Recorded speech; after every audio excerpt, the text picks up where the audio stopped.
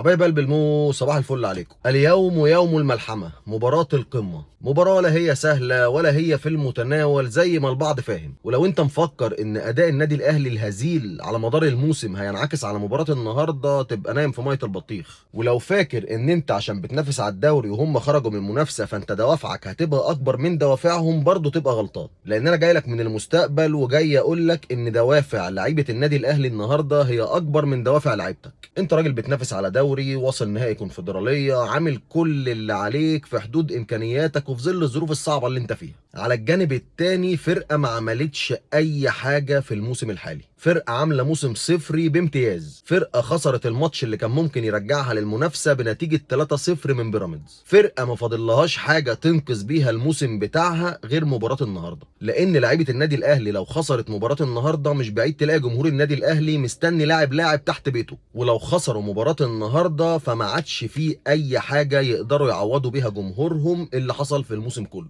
طب هل ده معناه يا مو ان احنا خلاص يعني هنخسر الماتش؟ احب اقول لك يا صديقي، ما انا قلت لك مباراه غير مضمونه بالمره. يعني لا اقدر اجزم لك ان الاهلي هيكسب ولا ان الزمالك هيكسب ولا حتى نتيجه التعادل. انما اللي اقدر اقوله لك احنا المفروض نعمل ايه عشان نطلع بنتيجه ايجابيه من المباراه دي. الحقيقه ان اللعبه كلها بالنسبه لنادي الزمالك هي في ايد الكابتن معتمد جمال. يعني الكابتن معتمد جمال النهارده لو قدر يهيئ اللعيبه نفسيا وخلاهم يقدروا يمتصوا حماس ودوافع لعيبه النادي الاهلي في اول نص ساعه من المباراه، احب اقول لك ان احنا كده في امل ان احنا نركب المباراه ونعمل نتيجه ايجابيه. لان اللي انا متوقعه النهارده ان اول تلت ساعه او يمكن نص ساعه كمان من المباراه هتبقى في ايد النادي الاهلي، وده تقريبا شبه اللي حصل في مباراه بيراميدز. ولكن نادي بيراميدز قدر يمتص حماس ودوافع لعيبه النادي الاهلي وقدر يرجع في الشوط الثاني ويكسب 3-0. فالقصه كلها انك تعمل زي ما بيراميدز عمل، لان لعيبه النادي الاهلي بتنزل بدوافع ومعنويات مرتفعه وبتبدا تقل مع رتم الماتش. عليك بقى انت انك تقدر تتصدى لاول ربع ساعه او تلت ساعه او يمكن نص ساعه في الماتش كمان، وبعد كده هيبدا الاحباط يركبهم ويبدا رتمهم يقل حبه في حبه. انما لا قدر الله النادي الاهلي لو نزل في اول ربع ساعه بالحماس والدوافع دي وقدر يسجل فيك لا قدر الله هدف،